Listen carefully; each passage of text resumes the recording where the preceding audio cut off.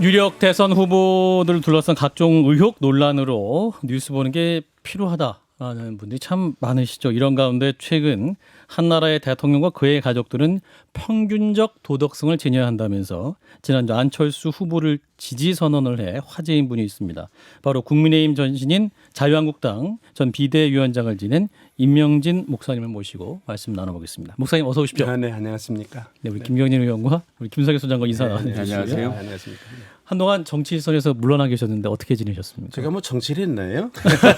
우리 물러나게. 저기 자유한국당 비상대책위원장을 제가 딱 폐기했습니다. 네. 당이 무너지는 그런 사태, 탄핵 국면에서 뭐 좀 비상대책위원을 좀 위원장을 좀 맡아달라. 그래서 뭐 그때도 뭐 할 수 없이 이제 가서 한 100일 동안 거의 뭐 무너져 내리는 당인데 좀 추스르고 그래서 이제 전당대회를 해가지고 막 대선 국면이니까요. 예. 그래서 이제 홍준표 씨를 이제 후보로 뽑고 그 전당대회 하는 날 홍준표 후보를 선출하는 날 제가 비상대책위원장을 사임을 했습니다. 예. 뭐 중앙 무슨 선거대책위원회 무슨 뭐 상임 무슨 위원장인가 뭘 그렇게 하라고 그러는데 저는 어떻든 근본적으로 저 종교인 아닙니까? 무슨 뭐 내가 정치를 하러 간 것도 아니고 당을 추스려서 전당대회를 할 만큼 당이 정상화가 되고 예. 대통령 후보를 뽑았으면 이제는 정치인들끼리 해야지 무슨 뭐 나 같은 사람이 거기에서 왔다 갔다 하고 누구 찍어라 마라 그러느냐. 이제 그래서 저는 사실은 물러나고 그래서 뭐 그 뒤로는 아주 한가롭게 그냥 은퇴 생활을 이제 즐기면서 지내고 있습니다. 뭐. 예. 네. 그렇게 이제 어렵게 재건한 그 이제 국민의힘이 네. 근데 이번에 지지 선언을 하신 게 국민의힘 후보가 아니라 네. 국민의당 안철수 후보를 지지 선언하셨고 놀란 분도 계십니다. 안철수 후보랑 인연이 있으셨습니까? 저는 뭐 본래 그 이제 평생 살아오면서 어떤 게 나라를 위하는 일이냐 그런 예. 생각 또 구체적으로는 어떤 사람이 약자냐 그러니까 내가 종교이니까 되게 약자 편을 들어야 된다는 기본적인 생각이 있습니다. 그래서 지금 뭐 국민의힘에는 뭐 제가 거들지 않더라도 또 뭐 저는 당원도 아닙니다. 국민의힘에. 예.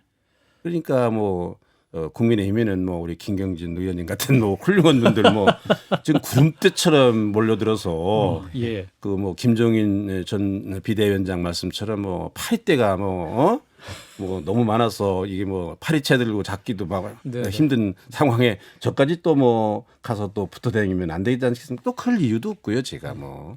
그런데 그럼 안철수 후보가 뭐 여러 차례 간곡하게 좀 부탁을 하는데 그게 외롭잖아요. 혼자 저러고 돌아다니는 게 보니까. 아 외로워 보이면서. 아이고 혼자 당도 뭐 무슨 국회의원이라고는 비례대표 3사람만 있고 예, 그렇죠. 혼자 저러고 돌아다니니 상당히 외롭기도 하고 여러 차례 부탁을 하는데 제가 또 본래 천성이 이게 부탁을 거절을 못하는 천성입니다.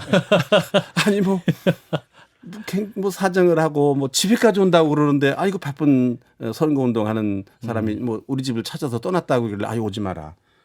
그 자리에서 내가 가마. 그런데 뭐를 했으면 좋냐 그랬더니 그냥 후원해 달라. 그래서 알았다. 후원이 안에 못 하겠느냐.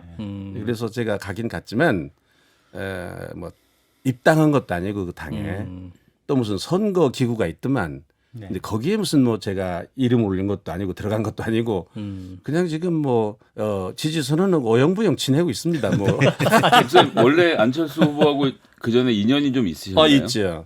이분이 옛날에 10여 년 전에 이제 청춘 콘서트하고 이제 뭐 그 아주 안풍을 일으키고 다닐 때 있지 않습니까? 그래서 뭐 어느 날은 저기 윤여준 그 전 장관이 나오고 한 번 좀 그 안철수 좀 눈여겨 봐라. 그래서 제가 알겠다. 그러고서는 안철수가 청주에서 마침 이제 청춘 콘서트를 여는데 제가 그 연사라고만 이제 제가 대담자로 네네. 안철수 그때 뭐 교수죠. 안철수 교수하고 제가 뭐 시골의사 뭐 박경진 뭐 이 박경철 사람이 씨. 예, 박경철 굉장히 오래전 얘기네요. 10년 전 일이죠. 요새 시골의사 뭐 하는지 도시의사가 됐는지. 그래서 내가 1시간 정도 이 안철수하고 대담을 한 일이 있습니다. 네. 그게 처음 인연이 됐고 이제 그 후로도 뭐 여러 차례 만나서 이런저런 뭐 얘기 뭐 혹시 뭐 조언이 필요할 때 뭐 같이 앉아서 얘기하고 뭐 밥도 얻어 먹고 뭐 또 차도 한 잔 같이 하고 최근에는 서울시장 선거 때 좀 만나서 이제 그때 제가 내가 이게 아름다운 어떤 단일화를 이거 해야 된다. 예. 이제 그렇게 이제 부탁을 하고 그래 뭐 또 잊어버린 줄 알았더니 또 찾아가지고 제가 이번에 가게 됐습니다. 그 10년 동안 지켜보시면서 네. 이번에 이제 대통령 후보로 어쨌든 나온 거 아닙니까? 세 번째 네, 도전인데 네. 뭐 도덕성이라든지 자질, 정책에서 어떤 점을 좀 보시고 내가 뭐 지지를 해줘야 되겠다 생각하셨는지도 궁금합니다. 네. 그 사실 10년 전에 안철수와 지금의 안철수는 많이 달라졌습니다. 달라졌습니까? 많이 달라졌습니다. 제가 10년을 지켜봤는데 네. 이제 많이 달라졌습니다. 이제 첫째로는 지금 유력한 그 대선 후보가 뭐 네 분, 뭐 세 분이라고 우리가 이야기할 수가 있는데 이게 이 도덕성을 볼 때 아무래도 이게 지금 우리 한국 사회에서는요 이런 도덕성을 문제를 삼거든요. 예.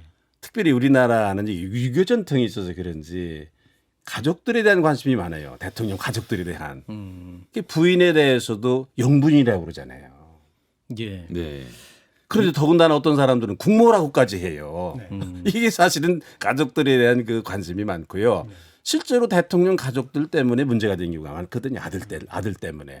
그 뭐 김영삼 대통령 때도 그랬고 김대중 대통령 때도 그렇고 또 노무현 대통령은 또 형님 때문에 또 뭐 그러고 뭐 이러니까 또 이번 문재인 대통령도 뭐 아들 딸 무슨 뭐 또 시중에서는 부인 문제까지 이게 오르내리거든요. 이 국민들의 입에. 예. 근데 이게 안철수 후보는 저는 그래서 지난번에도 뭐 지지 선언할 때 말씀드렸지만 저 대통령 후보는요 성인군자가 될 까닭은 없습니다.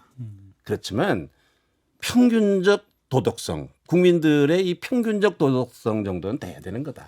예. 시비거리가 없어야 되고 이제 국민들이 대통령 선거한 다음에 저 사람이 우리 대통령이라는 거에 대해서 부끄러움이 없어야 된다 적어도. 어? 뭐 어디에 보니까 전과 사범이 뭐 우리 대통령이다. 이건 안 되지 않냐 이건 부끄럽지 않냐 이건. 하여간 그런 점에서 나는 이 도덕성에서 세 사람 중에 제일 난 사람이다. 이 사람이 10년간 털렸어요. 그 좌우로. 안철수 후보가. 예. 근데 뭘로 흠이 없거든요. 또 가족에 대해서도 뭐 별로 큰 흠이 없는 것 같다 이렇게 생각이 들었고 이제 자질은 이 사람이 대통령이라는 게 말입니다. 금방 뭐 해가지고 뭐 몇 개월 해가지고 대통령이다 그런 자리가 아닙니다. 국정이라는 게. 물론 뭐 이럽니다. 아니 뭐 그렇다 하더라도 대통령이 뭘 다 하냐? 다 알지 못하고 전문가들이 보좌를 받아야 된다 그렇지만 전문가들의 보좌를 받을 만한 머리 정도는 있어야 돼요. 알아야 되는 거예요. 뭔가 그래도 알아야 보좌를 받는 거지 생뚱맞게 아무것도 모르면 유력 후보 두 분은 그런 보좌 받을 능력도 아니 안 뭐 되시고. 저는 뭐 그렇게까지는 이야기 안 하겠습니다. 네, 안철수 얘기만 하겠습니다. 알겠습니다. 제가 그러니까 도덕성 문제 말씀하셨는데요. 네. 그 어제 이제 윤석열 후보 배우자 김건희 씨 네. 그 전화 녹취록이 좀 공개됐지 않습니까? 네. 목사님도 보셨을 저 것 들었습니다. 같은데. 아주 뭐 별로고 별로서 들었습니다. 저는 한 번도 텔레비 안 보는 사람인데 아, 그러셨어요? 그것만 봤습니다. 어제. 어떤 내용이 좀 귀에 남으셨습니까? 글쎄 이제 제가 지금 안철수 후보와 윤석열 후보는 이게 한 집안이거든요. 예, 제 생각으로 언젠가는 이게 하나가 돼야 된다 이렇게 생각하는 사람인데 예. 한 집안 사람을 서로 욕하는 거는 참 이게 어렵습니다. 사실은 그 전에 내가 안철수 후보를 지지하기 전에는 내가 윤석열 후보 상당히 많이 비판을 했습니다. 예. 여러 가지 면에서. 난 뭐 처음에는 뭐 이런 사람이 뭐 대통령 돼야 되는 거냐, 어떻게 검찰총장 같은 사람이 갑자기 무슨 대통령 막 이런 얘기까지 하면서 좀 심하게 얘기를 했습니다. 근데 내가 안철수 후보를 지지한 이유로는 내가 상가합니다 이거에 대해서. 이건 아무래도 제가 얘기하면 이게 두 진영의 이게 싸움을 시키는 것 같은 그런 느낌이 들어서 제가 좀 말을 조심하긴 합니다만은 뭐 대개 어제 보니까 미투에 대한 부분이라든지 이 탄핵에 대한 얘기 이런 거는 이 보수 우파 사람들에게도 좀 상처가 되지 않을까 하는 그런 생각을 저는 미투 발언은 했습니다. 보수는 돈을 챙겨줘서 미투가 안 터진다. 이 발언 문제 네, 삼으시는 네, 건가요? 네. 그건 참 보수에 대한 저는 그렇게 모욕이라고 생각합니다. 왜 모욕입니까? 아니 우리가 언제 무슨 뭐 돈 줘가지고 미투 막은 사람처럼 보수는 그게 보수인 것처럼 돈으로 뭐든지 해결을 하는 사람들처럼 그렇게 되지 않겠습니까? 그거는 예. 뭐또 지금요 미투를 당한 사람들 그래서 상처를 받은 사람들이 우리 사회에 많이 있거든요. 그런데 이분들의 상처를 건드리는 그런 말이 되지 않을까? 더군다나 뭐 이 안희정 씨에 대해서 그분 때문에 지금 피해를 본 아직도 지금 우리 어딘가 지금 있어서 고통을 받는데 정신적으로 네. 뭐 자기나 뭐 자기 아저씨는 지지한다 뭐 이런 말이 그게 얼마나 상처가 되겠습니까? 그런 점에서 조금 이렇게 좀 불편하게 들었습니다. 예. 그리고 또 하나 오늘 뉴스 나온 것 중에 그 캠프 고문으로 그 무속인이 있다. 네. 그 건진 법사라는 분의 이름이 좀 나오고 있습니다. 뭐랄까요? 이제 이런 분들이 이제 무속인들이 또 정치 시즌에 이렇게 많이 거론되거든요. 어떻게 바라보십니까? 이런 것들에 대해서. 그 뭐 지금 옛날에 되게 선거하면 무속인들의 영향이 크다고 그래요. 특별히 정치인들이 무속인들을 좋아하는 것 같아요. 예. 그 뭐 사실인지 아닌지 모르지만 옛날에는 선거 날짜 지금은 고정이 됐잖아요. 날짜가 정해졌잖아요. 근데 옛날엔 정해지지 않았는데 무속인들에게 점을 봐가지고서 선거 날짜도 정했다. 뭐 그런 말까지 옛날에 참 제가 들은 적이 있습니다. 사실인지 아닌지는 잘 모르지만 이제 그래서 뭐 찾아다니고 그러는가 뭐 개인적인 또 취향 아니겠습니까? 예. 사실은 너무 재밌어요. 이게 과거의 미래에 대해서 관심은 누구든지 있는 건데 그래 뭐 일간신문이 국민일보 빼놓고는 다 내일의 운세가 있어요. 굉장한 지면을 발휘해가지고 내일의 운세가 있는 거예요. 네. 궁금하지 내일에 대해서 인간이니 다.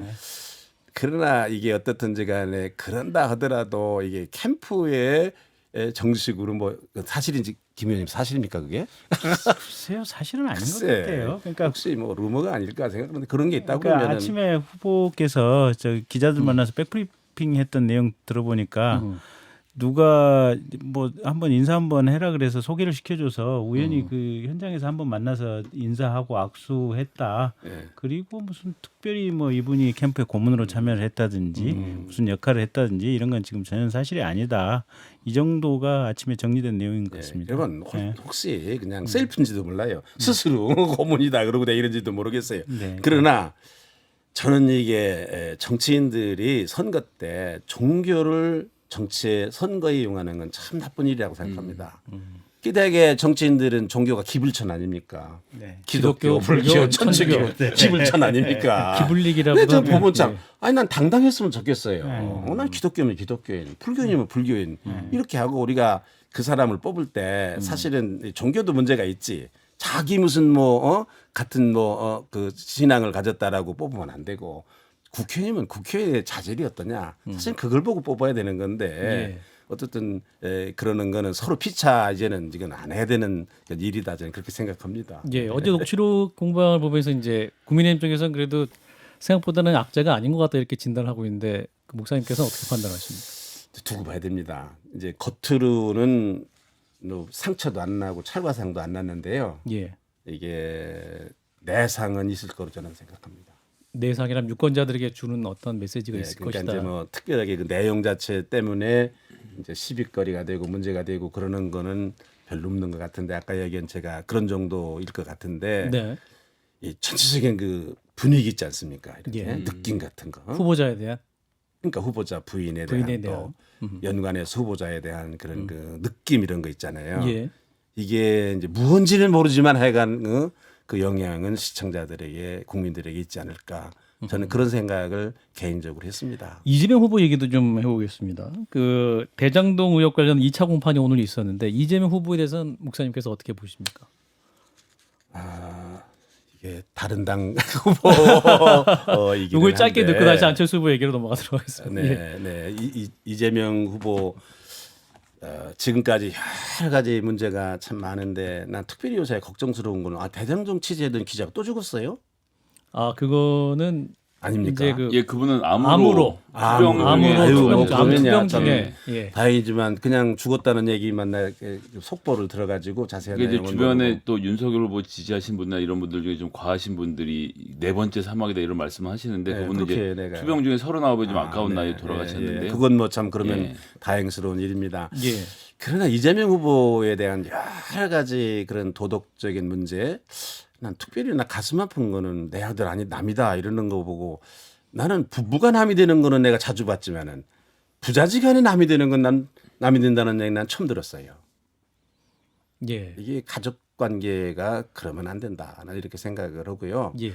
또 하나는 난 이재명 후보에 대해서 다른 거는 다른 거지만은 이 포퓰리즘 있잖아요. 포퓰리즘. 공약 관련해서 네, 말씀하셨죠. 어떻게 하려고 자꾸 퍼줍니까? 우리 애들 어떻게 할 겁니까? 나중에 막 퍼주면 우리만 살고 말 겁니까? 난 이건 안 된다고 생각합니다. 우리 후손들에게 자녀들에게 너무 많은 짐을 지금 이게 지워지는 것이 아닌가 그런 생각을 합니다. 사실 뭐 코로나 문제만 하더라도 정말로 피해를 본 소상공인 자영업자 있습니다. 예. 이런 분들을 중심으로 해서 사실은 지원을 해야지. 저는요 코로나 때문에 불편은 했지만 피해는 없습니다. 왜 저 같은 사람에게 돈 줍니까? 난 이건 아니라고 생각해요. 지난번 총선 때도 마찬가지고. 예. 이거는 더군다나 선거와 연관을 해서 그런 일을 하는 것 같은 돈을 푸는 것 같은 그런 인상 뭐 아니라고 그러겠지만 그거는 나는 참 좋지 않은 그런 그 부분이다. 저는 그렇게 생각을 하고 있습니다. 근데 공약이 안 되겠다. 이분이 되면 이거 큰일 나겠다. 이게 나라 국가 그러잖아 자꾸 빈다는데 이거 어떻게 하려고 이러는가. 저는 그런 생각을 아주 소박하게 가지고 있습니다. 네. 안철수 후보의 공약에 대해서는 좀 살펴보셨습니까, 목사님? 어떤 예, 공약이 안철수 좀 믿음직하다고 판단하셨는지. 후보의 공약 가운데 저는 정말로 마음에 드는 거 하나는 포퓰리즘 없는 겁니다. 포퓰리즘이 없다. 예. 이게 연금 같은 거 개혁해야 된다고 그러는 거거든요. 예. 이거 사실은 연금 개혁한다는 거 표 떨어지는 겁니다. 이거 가지고 먹고 사는 사람도 있는데 물론 뭐 안철수 후보가 단서를 달았더라고요. 뭐 공무원 연금이든지 그 교사 사학 연금이든지 국민연금이든지 다 이게 합하겠다. 그러나 지금은 아니다. 지금 받는 사람들은 아니다. 그러니까 안심을 시키기는 했지만 그럼에도 불구하고 이게 상당히 표 떨어지는 얘기를 안철수 후보가 많이 해요. 또 뭐 노동의 유연성이라든지 이런 얘기도 하고 유일하게 개혁 얘기를 하는 거예요 지금.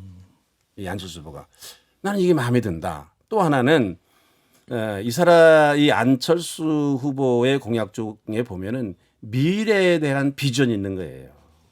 과학기술 입국이다. 예. 4차 산업혁명 시대에 적절한 지금 안을 내고 있거든요. 아까 포퓰리즘 얘기를 하면 우리 윤석열 후보도 뭐 사병 200만 원 월급 준다. 예. 이게 재원은 어떻게 할 거며 당장 이게 뭐 그러면 하사관들이 지금 그렇게 받는다 그러거든요. 이렇게 초임 하사들이 네, 그런 정도 받는다 그러는데 네, 네. 이게 그냥 단지 사병들에게만 주는 건 아니지 않겠습니까? 예.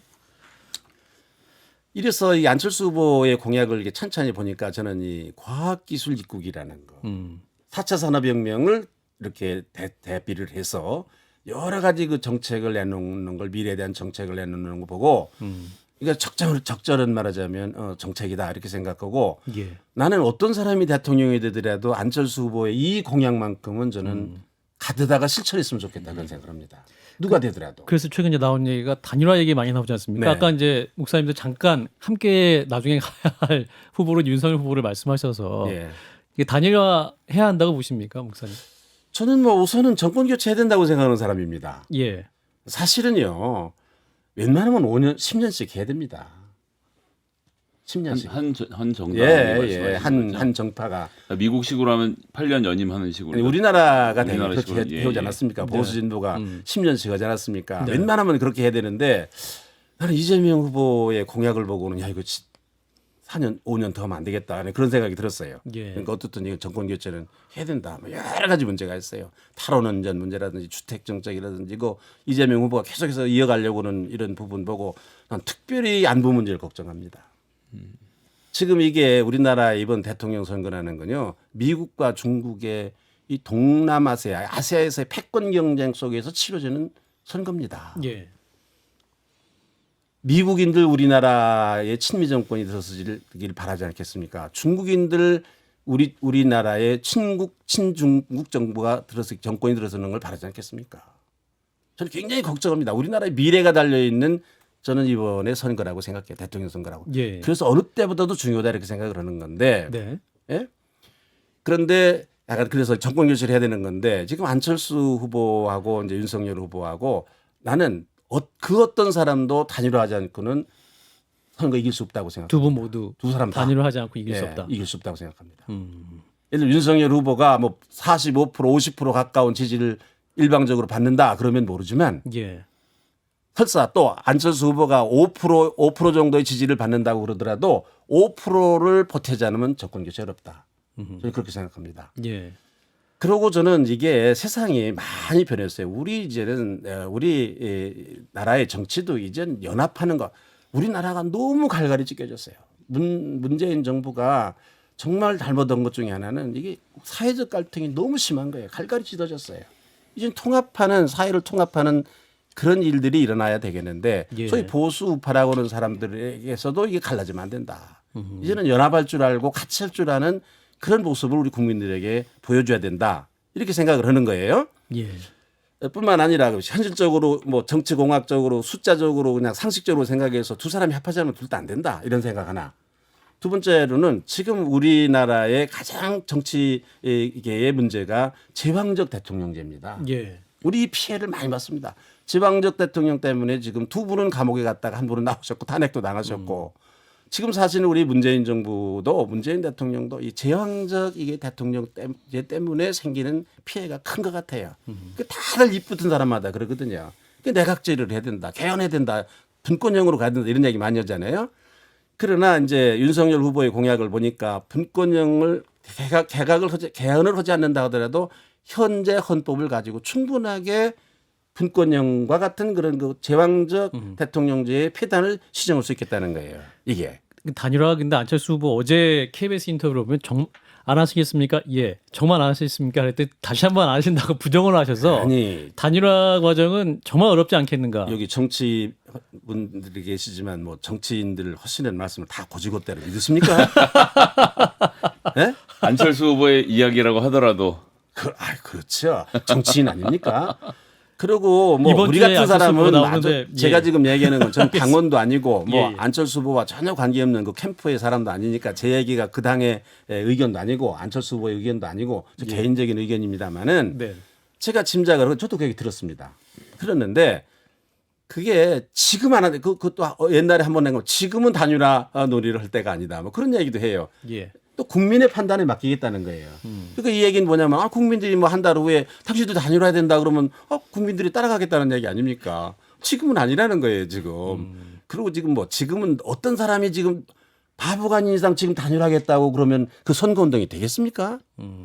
저는 그렇게 생각을 합니다. 그러니까 현재 시점에서 그건 안철수 후보만 그러는 게 아니라 윤석열 후보도 안 하는 국민의 판단에 맡길 일이다. 지금 그러는 거예요 지금. 그러니까 이것도 뭐 사실 이 정치라는 게 권력을 놓고 다투는 건데 누가 먼저 그 얘기를 꺼내느냐는 것도 중요하고 언제 꺼내느냐는 것도 중요하고 어디서 꺼내느냐는 것도 중요하고 그런 얘기를 꺼내려면 준비도 해야 되는 거고 예. 그러니까 아직은 그 사람들이 둘 다 윤석열 후보나 안철수 후보나 단일화에 대한 준비가 안 됐다고 생각합니다. 그러나 저는 뭐 예언합니다. 뭐 두 사람 다 용 빼는 자지 없을 겁니다. 목사님께서 좀 그런 상황이 되면 중간에서 중재도 좀 하실 의향이 있으십니까? 그게 중재해가지고 될 일은 아니고요. 후보가 결집해야 되는 겁니다. 네. 예. 제가 옛날에 한 35년 전입니다. 이게 김영삼 대통령 YS와 김대중 대통령 87년 후에 그 YS DJ 그 후보 단일화 양김의 후보 단일화가 한참 논의가 됐을 때 얼마나 대단했습니까? 예. 그때 제가 사실은 이 김영삼 후보 네. YS 쪽에 제가 협상 대표였습니다. 네. 이번엔 역할 하실 수 제가 있겠네요. 좀 꼰대죠. 굉장히 오래된 사람입니다. 그때 제가 해봤는데 안 되더라고요. 결국은 이게 후보들이 결심해야 돼요. 당사자가 결심해야 되는 거고, 뭐 예. DJP 단일화라는 것도 당사자들이 결심했으니까 된 거고, 사실은 지금 윤석열 후보 측에도 그렇고 안철수 후보 측에도 그렇고 절대로 단일화하면 안 된다. 우리 뭐 삼자 필승론 얘는 김대중 대통령도 그랬거든요. 사자 필승론. 네, 그렇죠. 지금 삼자 필승론 주장하는 사람이 많을 겁니다. 대표적으로 뭐 국민의힘의 이준석 대표가 그런 사람입니다. 뭐 우리 끝까지 간다. 3시에도 이긴다 이러잖아요 지금. 예. 예? 이 사람들이 참 문제입니다. 이게 문제인데. 이준석 결국은 대표의 생각이 문제입니까? 그런 말하는 사람들이. 예, 이준석 대표 그런 말 했기 때문에 문제네요. 예. 그런 말 예. 그런 말 문제 아닙니까? 예, 저는 잘은 모르지만은 국민의당 그러니까 안철수 후보 쪽에도 난 그런 사람이 있을 거로 생각합니다. 알겠습니다. 단일화는 필수다라는 말씀으로 듣겠습니다. 자, 마지막에 안철수 후보 국민들이 이런 면 좀 지켜봐 달라 짧게 말씀해 주시고 오늘 마무리하겠습니다. 안철수 안철수 후보의 이런 면 좀 지켜봐 달라 한 30초 정도. 네, 안철수 후보가 지금 하는 말 중에 더 좋은 정권 교체, 네. 더 좋은 정권 교체에 대한 얘기를 하거든요. 예. 근데 저는 이 세 후보를 놓고 그냥 상식적으로 조금만 쉽게 생각하면 쉽게 나는 어떤 사람이 후보가 된다라는 알겠습니다. 결론이 나올 거로 생각합니다. 네. 여기까지 말씀 듣기 시간이 없어서요. 네, 목사님. 네. 자, 임명진 전 자유한국당 비상대책위원장이었습니다. 오늘 말씀 고맙습니다. 네, 감사합니다. 네.